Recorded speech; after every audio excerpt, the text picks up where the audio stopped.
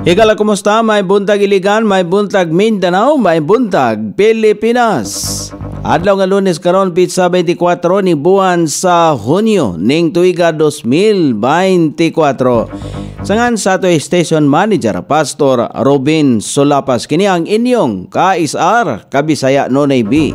Ang muhatod sa hanay sa balita sa alas 7.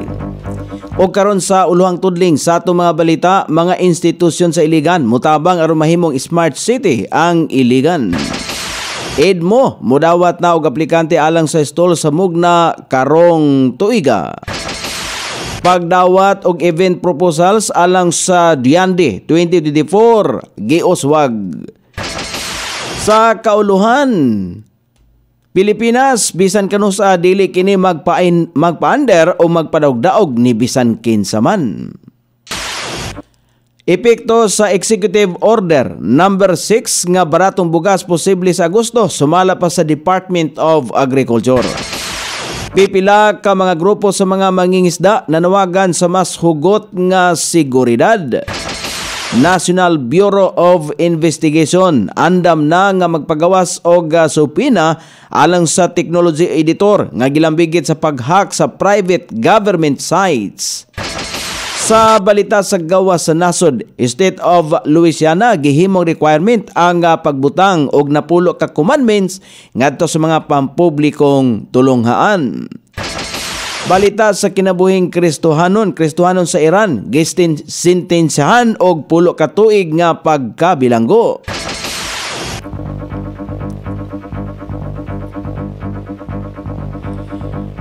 Kini ang uluhang tudling sa atong mga balita nga dalit kanato ning istasyon.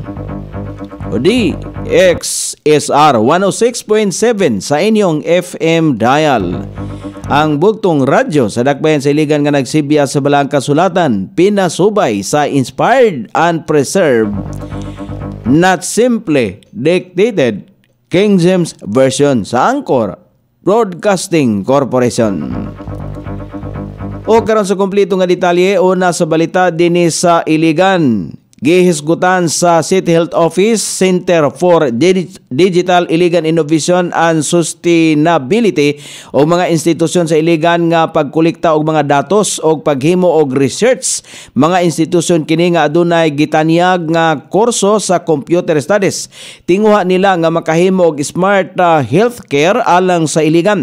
Adunay regional research fund og R&D grants nga pwedeng kuhaan og pundo alang nini. Mitambong usab sa maong consortium ang Supervising Science Research Specialist sa Department of Science Technology Region 10 nga si Jerilo Sweet Pia.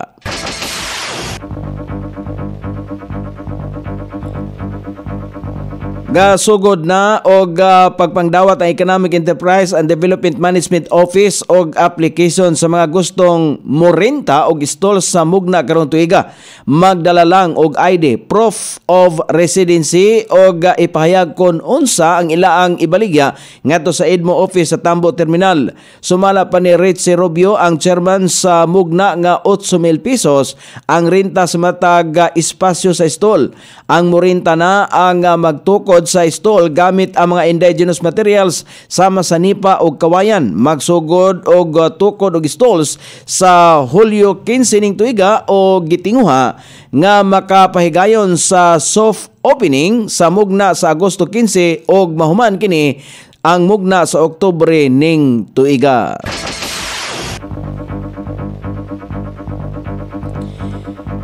Giuswag ngadto sa Hunyo 26 karong tuiga ang pagpangdawat og proposal alang sa Diande Festival 2024. Buot sa Executive Management Board nga makapili og mga events o kalihukan ang dakbayan sa Iligan nga adunay regional og national nga partisipante.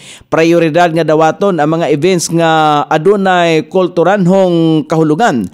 Dawaton sa City Administrator's Office sa second floor sa Sangguniang Panlungsod Building sa City Hall ning dakbayan.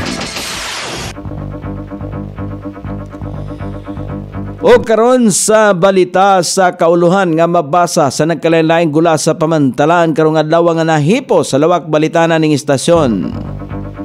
DXSR 106.7 sa inyong FM dial.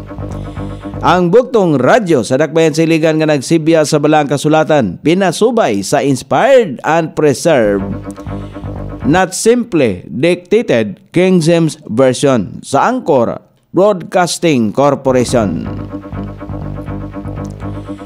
Gisiguro ni Presidente Ferdinand Bongbong Marcos Jr. nga bisan kanusa wala gayod magpa-under o magpadaog-daog ni bisan kinsa man. Ang pahayag sa punong ehekutibo kinisubay sa pinakaulahing agresibong aksyon sa China Coast Guard batok sa mga sundalong Pilipino nga nagpahigayon og rotasyon and resupply mission sa BRP Sierra Madre sa Ayungin Shoal sa West Philippine Sea. Yata kanu katinawan sa presidente nga ang depensa sa atong nasod ang ngayan nga magpabiling tinuod sa pagsulbat sa isyu sa kalinaw. Punto pa sa Presidente Marcos nga dili mahimo o bisan unsa mang lakang ang Pilipinas nga magresulta sa sangputanan o giyera o makapasakit sa isig katao. Sa pagdepensa sa nasod, nagpabilin ang Pilipinas nga matinud-anon sa pagka-Pilipino nga gusto nining husayon kining tanan nga mga isyu sa malinawon nga paagi. Dili modangop ang mga Pilipino sa paggamit sa puwersa o pagpanghulga o tinuyo nga pagpahamtang o kadaot ni bisan kinsa man. Pamahayag kini ni Presidente Ferdinand Marcos.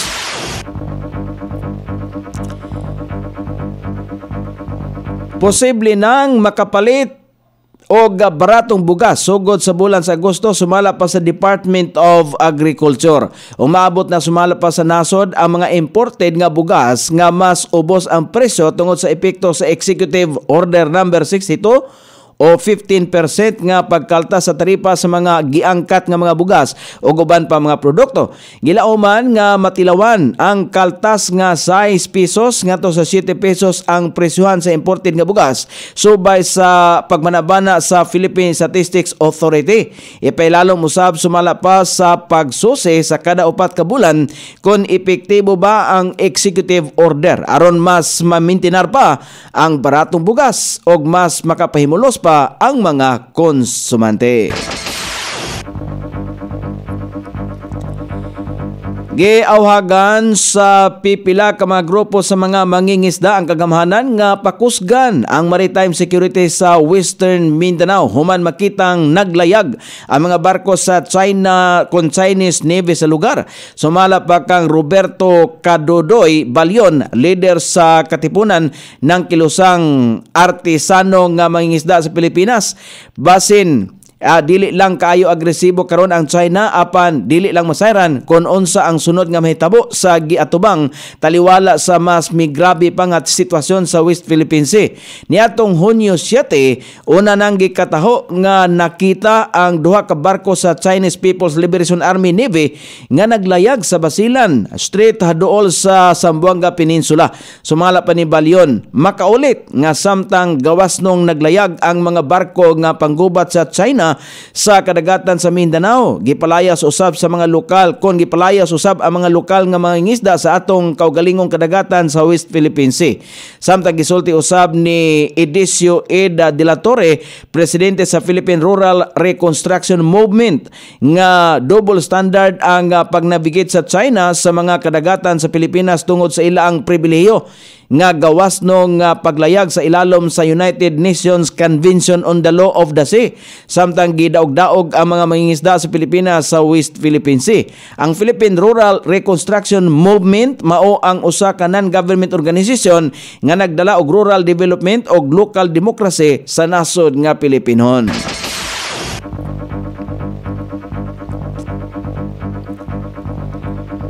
Gisulti sa National Bureau of Investigation niadtong Domingo nga giandam na nila ang subpina alang kang Art Samaniego, ang technology editor sa Manila Bulletin, tungod sa aligasyon nga kini ang nagsugo sa pag-hack sa mga pribadong kompanya sa mga websites kagamhanan.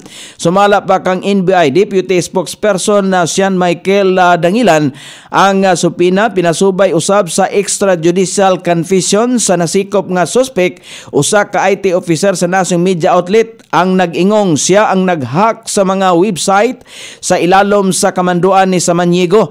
Niadtong Biyernes may hinumduman nga giaresto sa mga otoridad ang naasoing IT officer nga sumala pay nag-hack sa mga website sa militar, National Security Council o pipila ka mga bangko. Sumala pa sa suspect, pipila ka mga website ang iyang gihack sa ilalom sa mando ni Samaniego aron gamiton. Sumala pa kini sa iya ang mga kolom o social media platforms.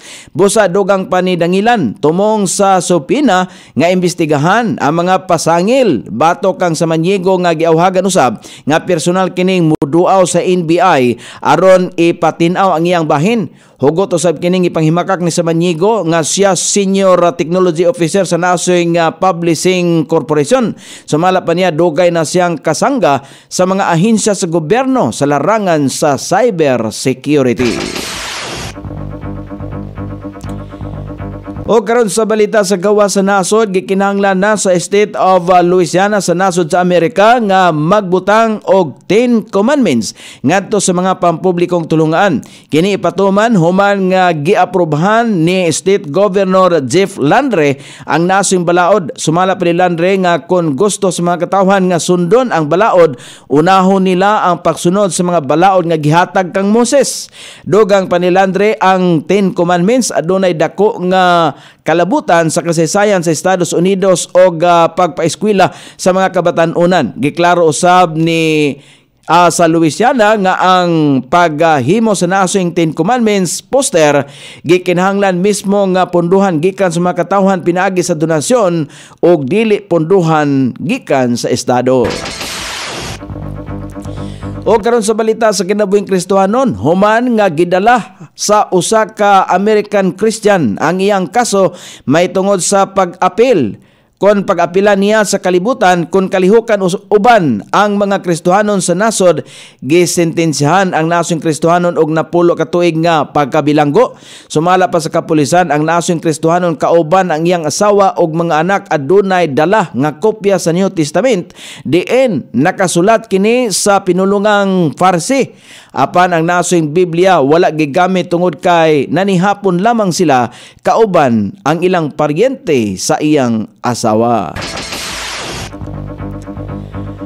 O karon sa kahimtang sa pagbanabana sa dagan sa panahon, ang hanging habagat padayon makapiktar sa nasod nga Pilipinon sa Visayas, Luzon ug dinhi sa Mindanao.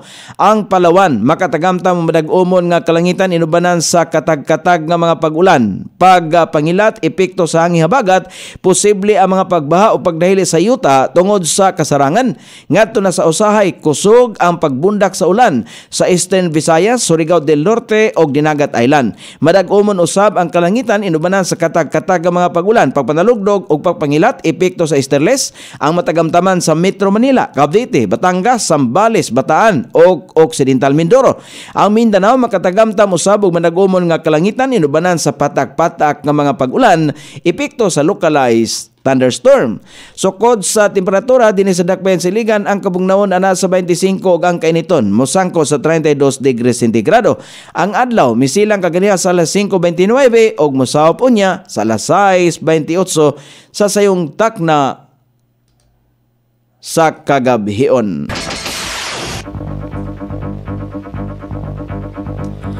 Inyong nabati ang kinatibuk ang hanay sa balita sa alas 7 nga dalit kanato ning istasyon. DXSR 106.7 sa inyong FM dial, ang bugtong radyo sa dakbayan sa iligan nga nagsibya sa balaang kasulatan. Pinasubay sa inspired and preserved, not simply dictated King James Version sa Anchor Broadcasting Corporation. Sangan sa tiksuat sa atong balitang international ug sa kinabuhing Kristohanon, Pit Jan sa balita lokal Coney Island. Sa ato station manager Pastor Robin Sulapas. Kini ang inyong KSR Kabisaya Nonebi. Magpasalamat og moingon. Mayong buntag, Iligan.